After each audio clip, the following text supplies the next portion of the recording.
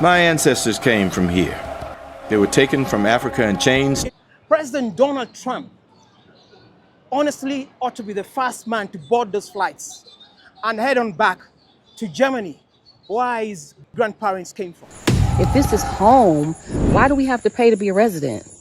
If this is home, why isn't our citizenship automatically given to us? And I have yet to see one Black American established, unified, Chinatown-like, Somalian-like community, even in a place like Kenya.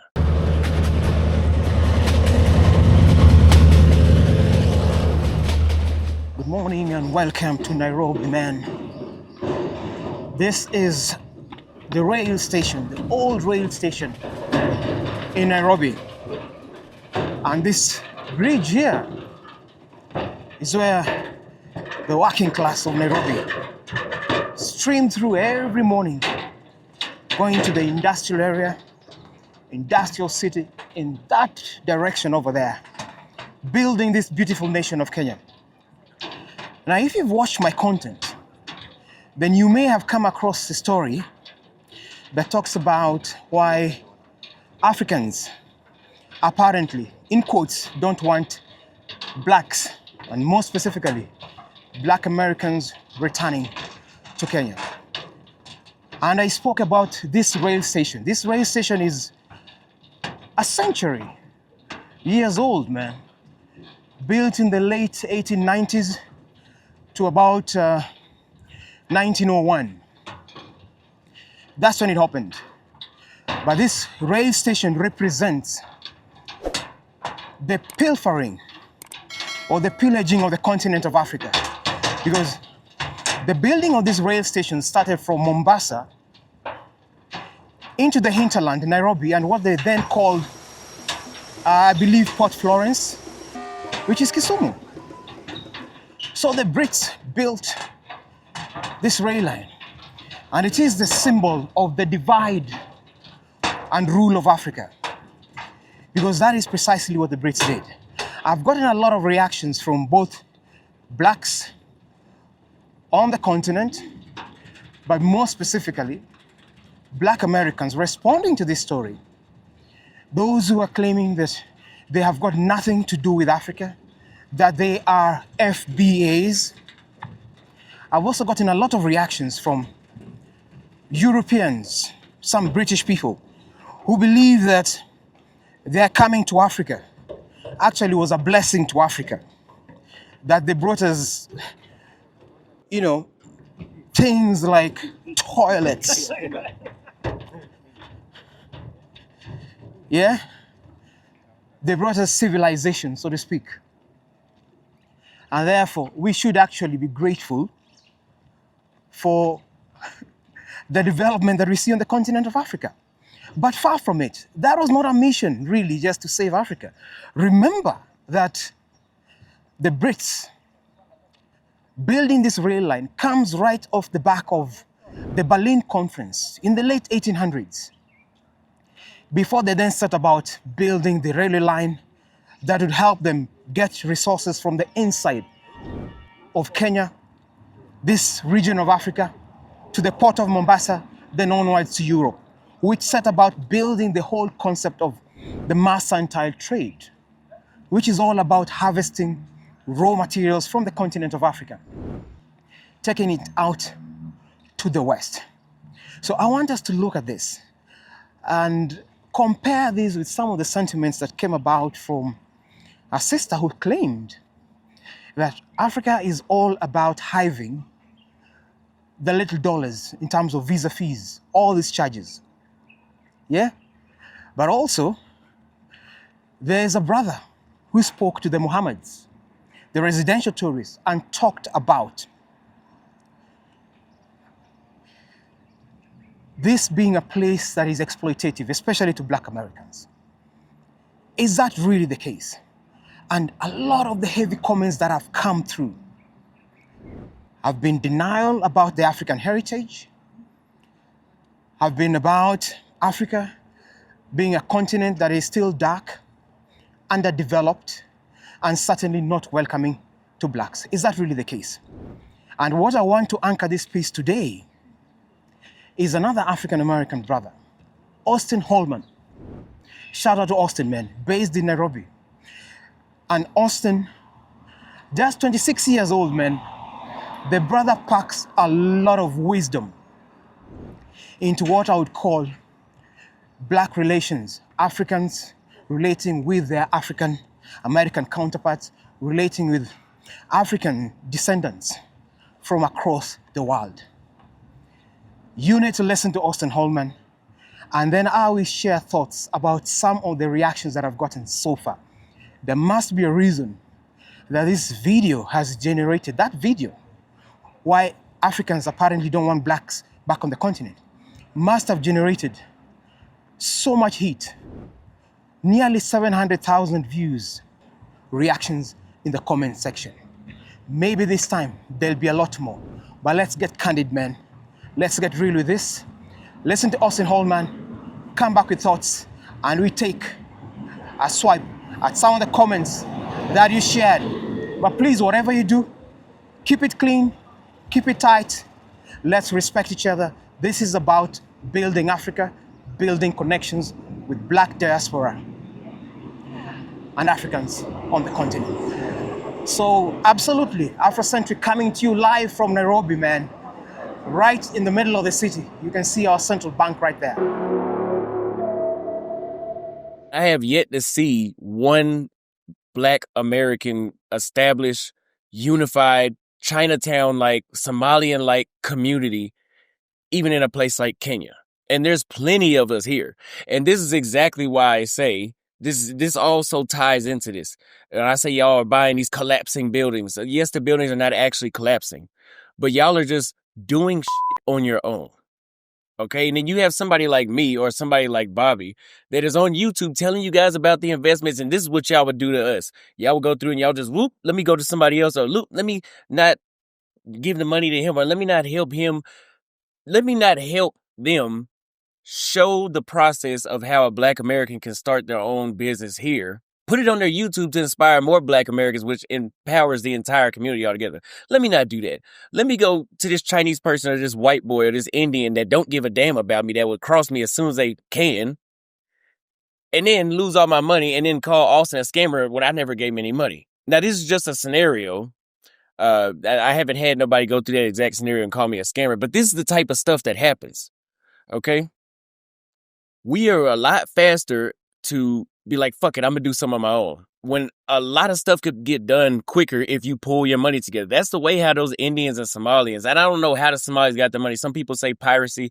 It doesn't matter. The fact that they've done it is what matters. Another example is the Indians own Village Market, right? It's not one, it's a family of Indians that own a lot of this stuff around here, and same with Somalians. So there's no way in hell that we come from the United States where we have the US dollar, which is one of the strongest currencies in the world, and we can legally make money. Like, we don't, and again, I'm not saying Somalis are doing piracy. It's just what I heard, but we don't have to do anything illegal to obtain our money. We come from one of the best economies in the world, and we still get over here and we don't have any sort of leverage because we don't have a community that's tight-knit and put together. Now, I know there are people, like one of my friends, Tim, Troy and I, Bobby and I, we're trying to do this sort of stuff. But I just noticed that there are roadblocks along the way, and it's other Black folks that's in the way. It's not the Kenyan government. It's not Indians. It's not white folks. It's literally usually only us that are roadblocks. So right behind me, that's the railway headquarters. And it sits right outside this tall building. That building right there used to sit right next to the US Embassy that was over there. And this is just a side note to the story that I'm telling you. The US Embassy that was there was bombed way back in 1998. There was a terror attack. Took very many lives. Over 200 Kenyans and Americans lost their lives there. Matter of fact, the US ambassador at that time, Prudence Bushnell, was in a meeting inside this building with another minister in the Kenyan government called Joseph Kamodo, who has since passed on. I don't know if Prudence Bushnell is still alive, but those are the connections between America and Africans, specifically Kenya. Kenya has been a great partner of the nation state of America. And you recently saw even President Ruto visits and gets a dignified reception from the American government. It is early morning in Nairobi. It's heavy traffic. People are up and about, getting to work. This is the working class. This is downtown Nairobi.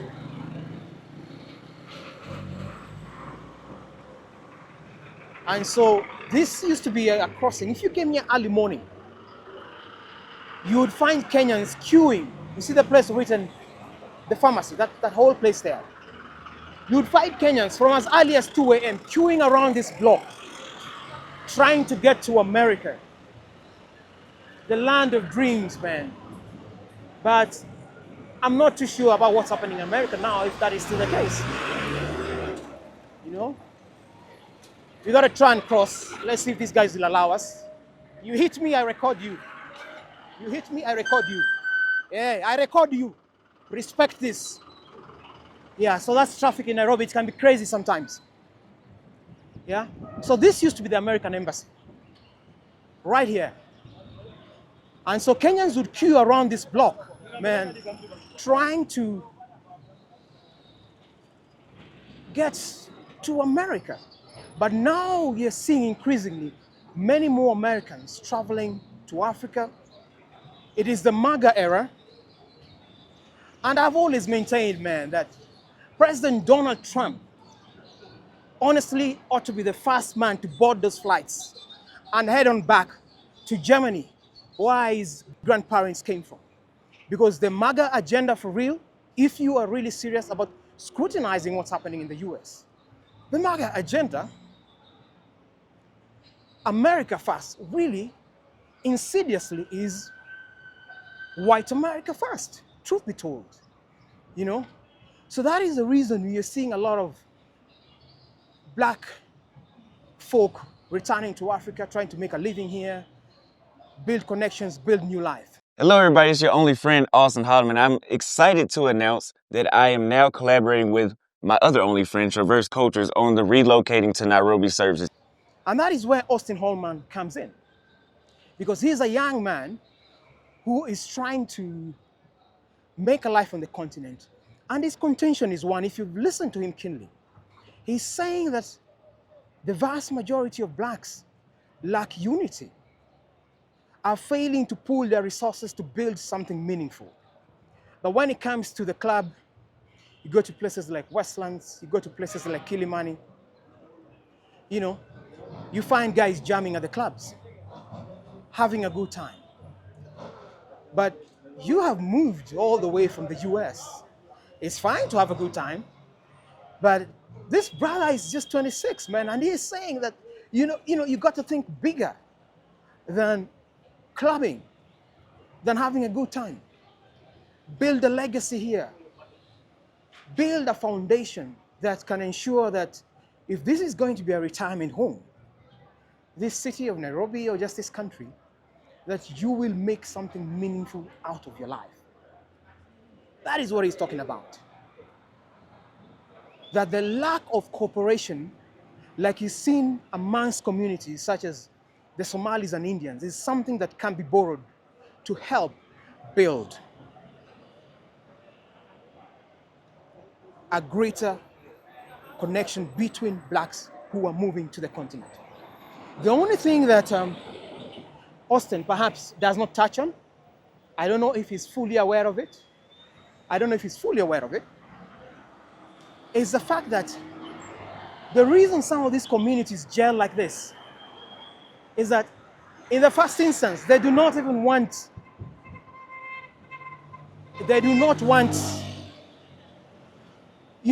their blood contaminated. That's the truth, man. That's one fundamental thing. You will find that even my brothers here from these other sections of Kenya, because I don't even want to mention names before they come on here to try and attack me, is that even dating their own girls, you tried, Austin, man, dating their own girls invites trouble, you know? Some of them will refer to you as Nyelengumu. Same thing with Indians. You are seldom able to interact with their women. And half the time, if you do, those women, those who are hard-headed and saying love is love, it doesn't matter, it means that they are essentially saying, we don't want you in our mix, do not interfere with us. We certainly don't want you contaminating our blood, our bloodstream. They want to be just them. So I'm taking a bus into Eastlands and giving you an experience of what it means to be in downtown Nairobi. Experience the side where you find the working class Kenyans. A vast majority come from this side of town. This is where you will find them. And that is the reality. Yeah. So that's the reality we face. This is our little bus here, electric, but one of the best transport you'll get in Nairobi, man. It gives you great comfort. You ride on this, you don't want to try anything else. That's the reality. We've got our matatus here. They're great. I love the color, I love the art, I love the culture that they represent. But listen, man, if you're just a little bit older, or an old soul, so to speak, then the noise that comes about with those matatus, you really don't want to bother with. Much as it's great culture, it's great music, it's fun to be in, but it can be a little too noisy. So this is China in Africa, in a big way. Electric buses, most of them are BYD, and this specific one is called the Oma services. They've got so many of these on this route, so many, which tells you that China's influence in Africa is growing. And Elon Musk, remember, laughed off the BYD. But Tesla lost the ground when it came to the big buses, movement of a huge population of people. They lost that. And so BYD is big in Africa, it's big in Asia. So anyway, that's just a side of the story. The main piece being about life here. And I was referring to the relations between the different communities and why that seems to work. And it is largely because those particular communities do not want that interference with what they call the gene pool, the makeup. So you think about that, it's up to you to decide. If you think it's too far-fetched, please share in the comments. It's free for all, but keep it respectful. You insult, I kick you out, man. We gotta respect each other. That's the whole point. So how then can we build something as a people? It's been demonstrated in the West and in Africa that we are failing to pool those resources that can help us build communities, build industry. If you see what has happened in China, and I talk about China, and a lot of Europeans and Western people don't like the concept of talking about China. That there's certain things they don't like about China, and if you touch on that you support China in totality. I don't support China in totality. I certainly don't support my own country in totality. I don't even like what our president is doing right now. The country's in dogs, and Kenyans are struggling. But the point being that China has built something that has made the West envious, that has made the West jittery, has made the West angry. So while the US, for example, was busy fighting wars in Iraq, in Afghanistan, supporting what Israel is doing, wherever it's doing it, China, like a submarine, was working quietly under the sea, building industry, building enterprises, building trade with Africa, And to date, China's Bridge and Road Initiative has touched so many lives across the continent of Africa, in Asia. And this is the one concept of diplomacy, of soft power, that America has been beaten at. the British have been beaten at. They have had the first hand at engaging with Africa, working with Africa. And remember, Britain, the colony, that this tiny little country had so much impact across the world, ravaged so many nations. A vast majority of Africa was colonized by the British. Go to Asia, the same thing. Go to places like Jamaica. Australia certainly is built out of prisoners who were kicked out of Britain. The undesirables were shipped off to Australia to build the nation of Australia. And Australia also indigenously is of a black population, the Aborigines, you know. But now a majority of that population has increasingly become white. So the role of Britain, much as I've seen in the comments somebody saying, we brought you development to Africa and all these things. Who said we wanted you to bring us development, man? We were supposed to develop our countries by our own standards, certainly in our own time. Even if my ancestors wore skins and things, that was their life, that was their business. The old folk who are coming here certainly had no business doing that here. It was all about collecting from Africa. That is the truth. The reluctance to engage, to build, to synergize come from a DNA that was planted in that time. But we have a responsibility nonetheless, as Africans, as blacks, wherever we are, because we have suffered colonialism. But you guys, you suffered the slavery, you faced the pain of being removed from Africa, building capitalism in the West, especially in America. At the end of it, you are still treated like second-grade citizens. That is why I find it unfortunate, ridiculous sometimes that you've got all these black folk who keep insisting that they are nothing African. Yet your roots can be identified right here on the continent. Matter of fact, the best example I always give is the example of Kuja Lewis, as you guys know him, knew him in America, or Oluwale Kosola. This is a gentleman who was captured in the Dahomey Republic, a country that is now known as Benin. You know, he was captured in the Dahomey Republic, and as a slave, died in America only in 1935. So that is so recent. So how can you deny history when it's right there in your face? Africa City that he helped build, Africa Town that he helped build in Alabama exists to date. So there is a connection between, certainly between Africans of diaspora, and certainly blacks in the US. So foundational black Americans, yes, you may be, but examine your roots and you will find that connection. It is undeniable.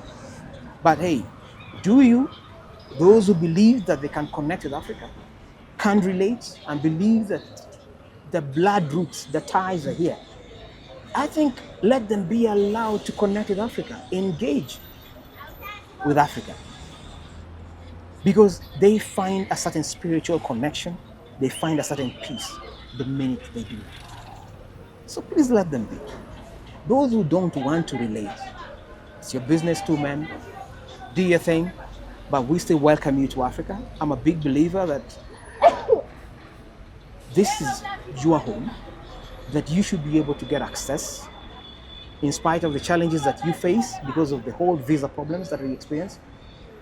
And we all know that the visa concept is a form of discrimination that was put in place by nation states to control traffic into their countries, largely starting from the West. That is the reality. It is a form of discrimination. Other than that, the whole visa concept also helps with just security evaluation. Those who are traveling, you will put into your system, into a data system. And if you are up to any mischief, obviously you'll be flagged. So that will come out. But you need to travel. You need to build synergies. You need to work with your counterparts in Africa and hopefully push for a regime where you do not have to keep paying for visas. I know certain countries, for example, are waiving the visa requirement over time. It has started with waiving visa requirement for Africans. Kenyans, for example, can travel to South Africa without a visa, and you've got a 90-day stay period. Same thing happens with South Africans who can travel to Kenya. So those are new developments, but they're few and far in between. Certainly we can do a lot more, and Africa can do a lot more for its black diaspora because the kingdoms in Africa participated in this heinous crime that robbed the nation of its strongest men and women in the West and Central Africa region, some of the brightest minds who have then gone ahead to form the foundation that has built America that it is today. Yes, European Americans will say, 90% of us are of European descent. We must have done something to build this nation. But while you are living in your mansions, the hard labor, the blood and sweat in the fields came from Africans, came from colored people. That was the reality in that time. So that part cannot be denied. It has to be embraced. It has to be celebrated. That is a reality. And even for us on the continent, we see it, we acknowledge it, we celebrate it. And we are fully aware of what happens, even for us when we travel to the West. That for the reason that you're chocolate, you are immediately placed in this basket where you are considered a foreigner. And we see it, police act like they are God. They are the law and the end of the world. Granted that America was largely built on fights, you fighting the Cherokees and all these other guys to found the nation of America, and to protect your position, your place in the new colony of America, you then had to wield weapons. And that formed the culture of weapons in America. And that safety, therefore, is always determined by your ability to use a fire, packing a piece at home, in your car, or wherever. That's your own experience, that's your own life. We've got our own experiences. We don't wield weapons in Nairobi. So that's part of the reason that a good majority of Kenyans or foreigners find African cities a lot safer. Because for the typical black young man who is unable to walk down wearing a hoodie or a Marvin, they'll be able to do that here a lot easier without having to constantly look over your shoulder. So really, for black families, especially those who have kids or are just starting families, raising a child on the continent of Africa would give that child a much more balanced life. Certainly a much more secure life. For the parent who doesn't have to think too much about it,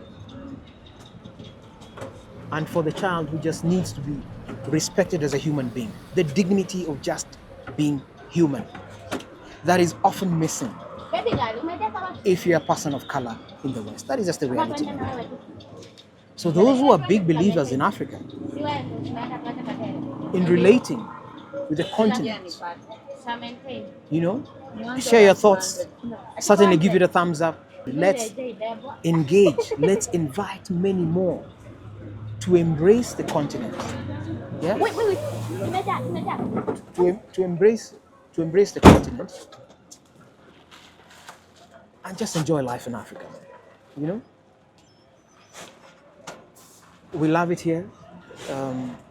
We have no apologies to make. The haters who are out there who think too negative about Africa.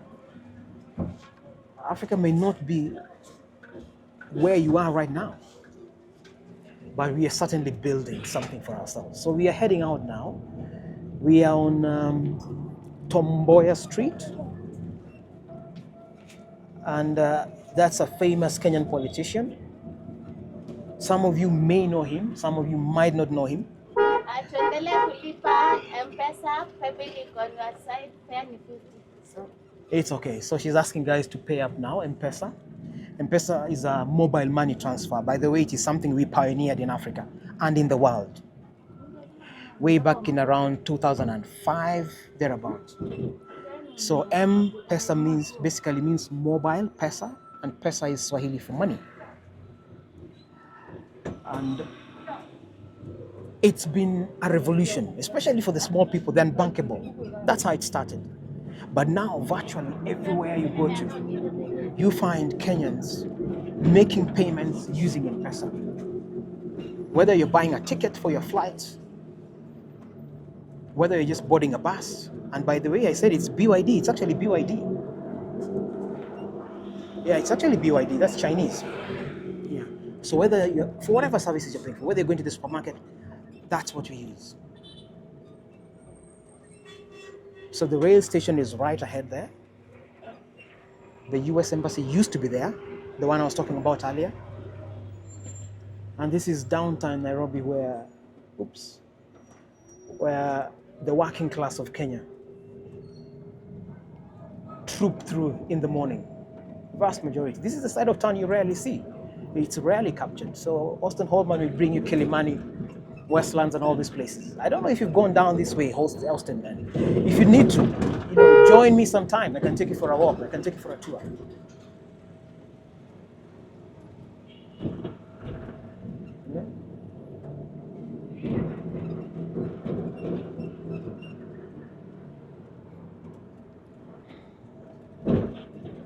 Yeah, so I talked about the working class. That's why you have all this here. Yeah. The working class of Nairobi heading into Eastlands to stock up for their shops, the wholesale, the markets. Yeah. And that's M-Pesa. You see that's M-Pesa right there? She's just made a payment using M-Pesa. Yeah? It's mobile money transfer. Habari ya mama. Yeah. So, nitakulipa tu. Yeah. So, this is our smooth ride. This is the market area. It's called the Wakulima Market. A very busy area in town. You have fruits, your vegetables. It might look this messy, but I can tell you the fruits and vegetables you get from here are from farmers. It's natural food, it's organic, it's the safest food you can eat. The KFCs that you have in the West, the McDonald's. Interestingly, I'll tell you a story. In Africa, and specifically in Nairobi, when you visit a KFC or a McDonald's, there's no McDonald's in Nairobi, there's only KFC. They are fast food joints, but interestingly enough, they're frequented by the rich of Nairobi or the upper middle class of Nairobi. Because for some reason, they see that as affluent food. So in the West, it is junk food. So because of that, the organic food in Kenya is actually a lot cheaper to get. So the ordinary folk in Nairobi or in Kenya is able to get decent food because the organic food is actually the cheaper option, believe it or not. So while you guys pay through your nose to get organic food, for us, it's the cheaper option here, man. It's a cheaper option. So, sorry, man, you'll excuse me for the music. I don't know if you can hear it. But there's a crusades here. So look around, you'll see some hand cuts. Yeah? See that? That's potatoes for fries, man. Look at those guys right there. Yeah. And because of the market here, it will be very common to see a lot of hand cuts, pushers going through the street, trying to get to markets, trying to deliver produce to shop owners, to sellers within the neighborhoods, where you can get your vegetables pre-cut for you, so that you can then just go home and make a meal.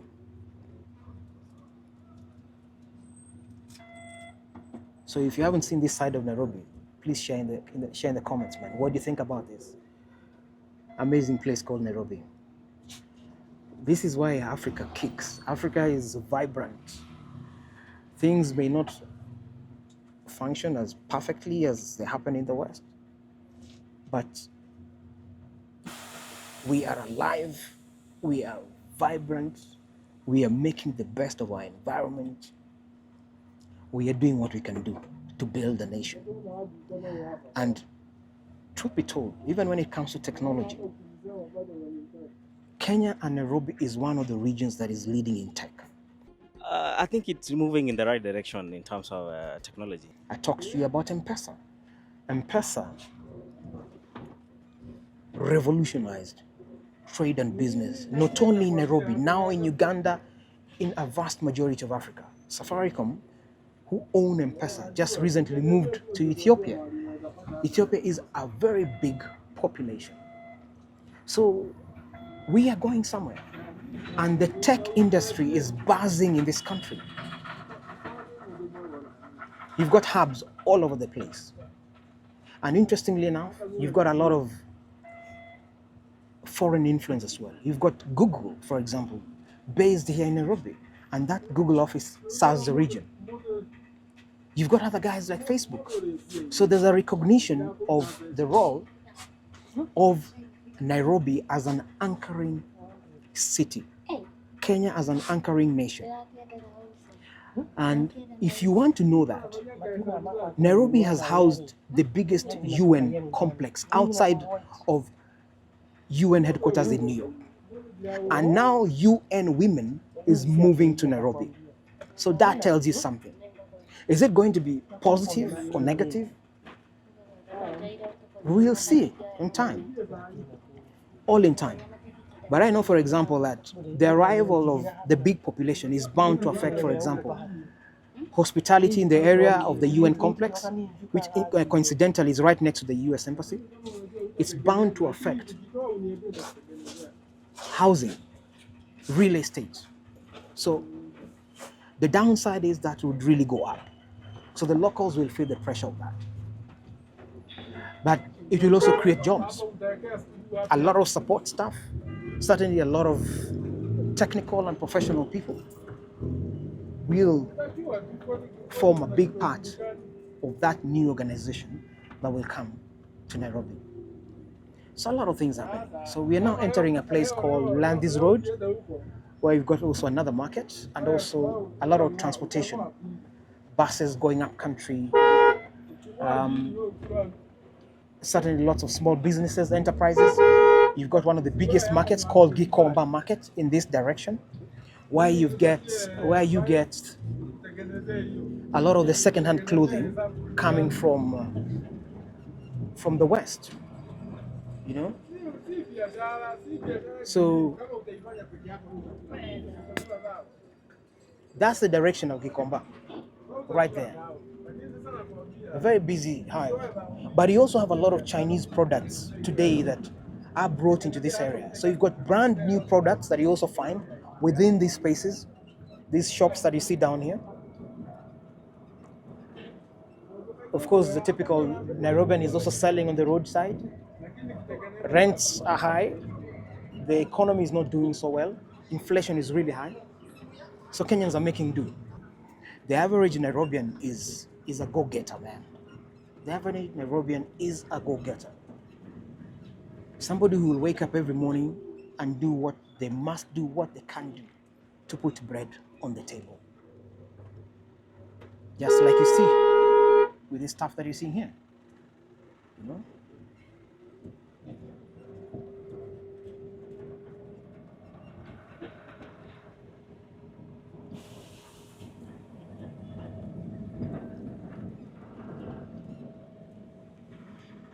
We are now going to a place called, through a place called Gikomba, right ahead. And Gikomba is this amazing place full of artisans. We call it the Jua Kali sector. Jua is Swahili for sun, and Kali means harsh or hard. Yeah, so the harsh sun, Jua Kali.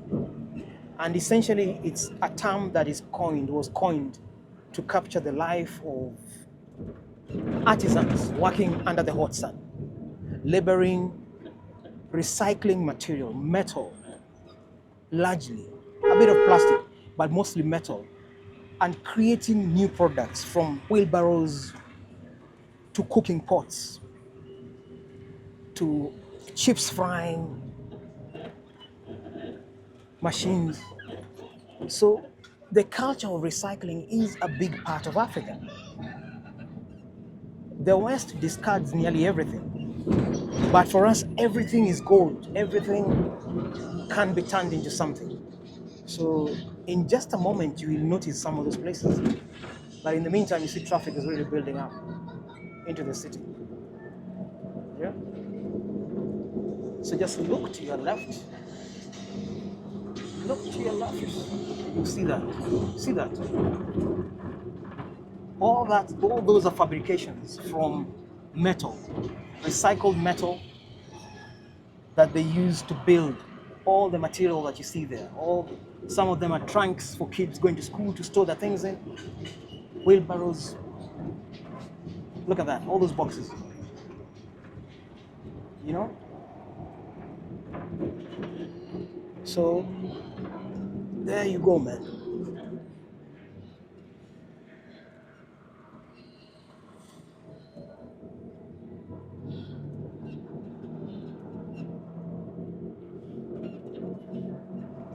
We are now heading to City Stadium. Right up ahead, where a lot of continental games used to be played. Now it's mostly for the local leagues, the super leagues. But you also have a big open air market here. Stands where a lot of guys sell used stuff, again, coming from the West, coming from China, whatever. Right up there. If you look there, you should be able to see that.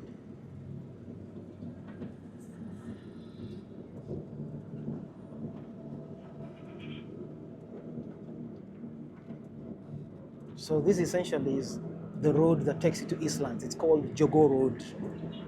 Jogo is the cockerel in Swahili, the cock. Jogo. It used to be the party symbol of the former president, Mzee Moi, who has since passed on. A man who, after the attempted coup of 1982, became a very brutal ruler. But all that is history now. It's a new dispensation. We have a new constitution. We are still struggling to implement it. And certainly the new man in office is facing a lot of problems, making promises he can't keep. I'm not accusing him. That is what the data shows, man. If you are a Ruto supporter, please share your thoughts. But let's be honest, a lot of the promises have not been kept. We were talking about stadiums just now. When he worked with President Uhuru, they promised to give us plenty of stadiums. That has not happened. We are only now starting to see some of that being built. So he's got his work cut out for him, but can he deliver on that promise? That is the big question. So Kenyans who are out there, you've been gone too long. Can you drive on this road? You see how she's navigating the traffic. Can you do that? Can you do that? This is Rikana area, Kaloleni in Nairobi. So the cop just stopped the bus so in a silly way, and obviously he's just taken a bribe. That's a ridiculous thing. So we're almost getting hit, or we're almost running into that guy for him to take. It's sickening. The beauty is with these buses, the discipline that they have and the reputation that they have, the police don't bother with them too much. If you want to get that bribe, go to the office, maybe they'll give you, and that will not happen.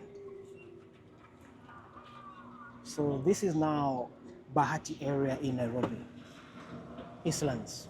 So these are areas that were built perhaps in the pre-colonial times. And a lot of the Africans were housed in these areas, Kaloleni, Bahati. And that is how the Europeans, the colonizers, were managing traffic, Kenyan traffic, human traffic into the cities, the working class into the cities. Yeah.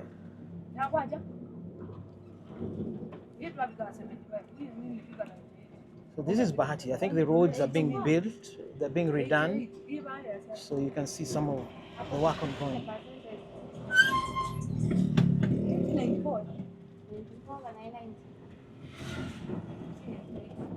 Eastlands that you rarely see on TV.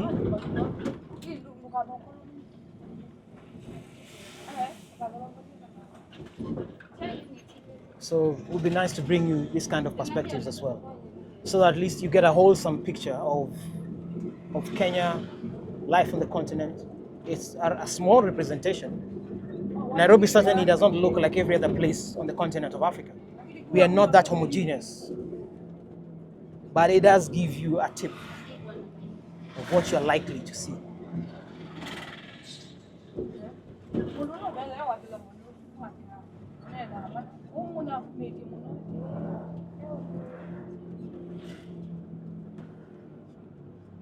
So what unique thing have you seen about Nairobi? Share in the comments, man. What do you like? What don't you like? But like I said, keep it respectful so that we can have a proper conversation.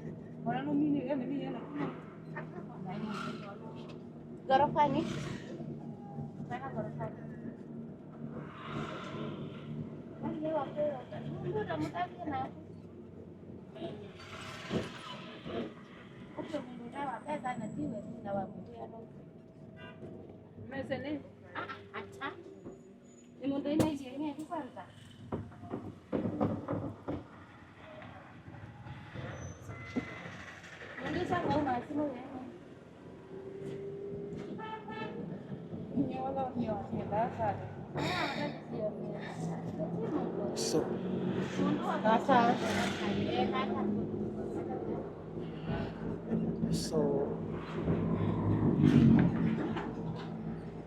I also need to pay up.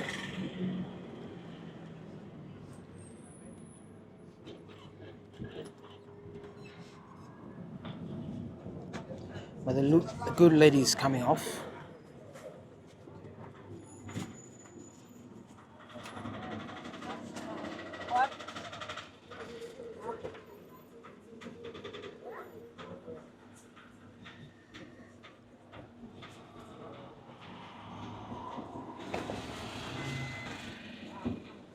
This is still Bahati, and right up ahead is Kimathi Estate, and to your right is Maringo. Kenyans who are lost abroad, this is home. This is home.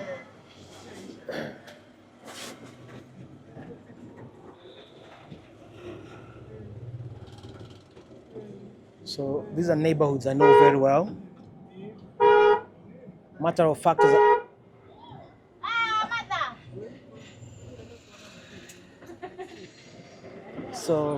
matter of fact, I started my primary schooling in this neighborhood right here. So Eastlands has been home, man. Eastlands has been home. And to return here is always exciting.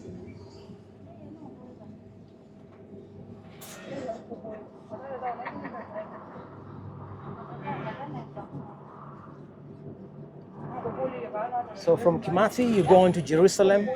To your right, you've got Jericho. Then right ahead, you've got Uhuru and all the way. So I'm going to be getting off somewhere ahead, and I need to pay up. Sorry.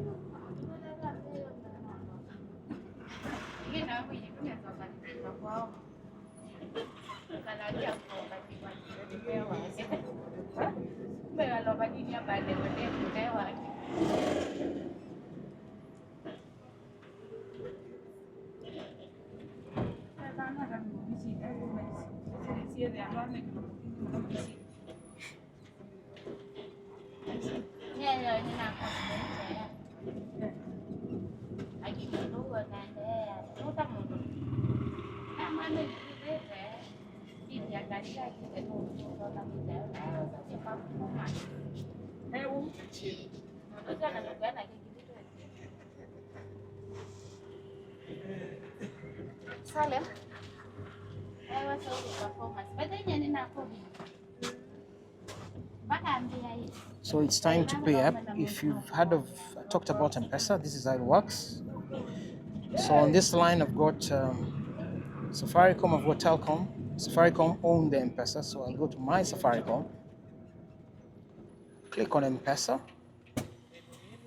So it's send money, withdraw cash, buy airtime, loans and savings, sleep on M-Pesa, my account. So sleep on M-Pesa basically pay using M-Pesa. And go to my M-Pesa. So there's PayPal, there's Buy Goods, there's Pochi. Fanny, how much? 50, yeah? Yeah, so my fare there is 50 bob.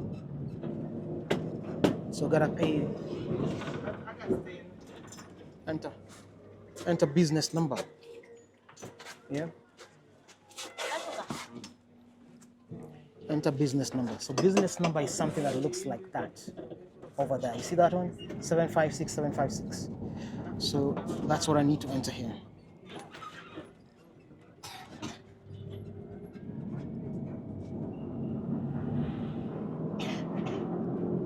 So account number is 288 288 288. Amount is 50 bob. Yeah.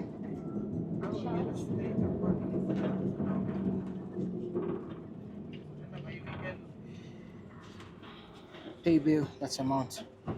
And it's done.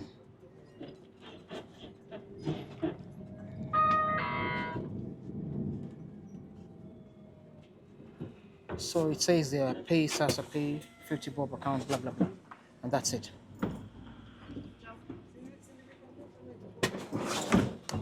So that's a glimpse of Nairobi, man. I've shared with you thoughts about the working class of Nairobi, life in Nairobi, but more specifically, Austin Holman's assertion that we are failing to work as a united front, as black people, as African people. What can we borrow from Indians, for example? What can we borrow from the Asian community? So this is my stop.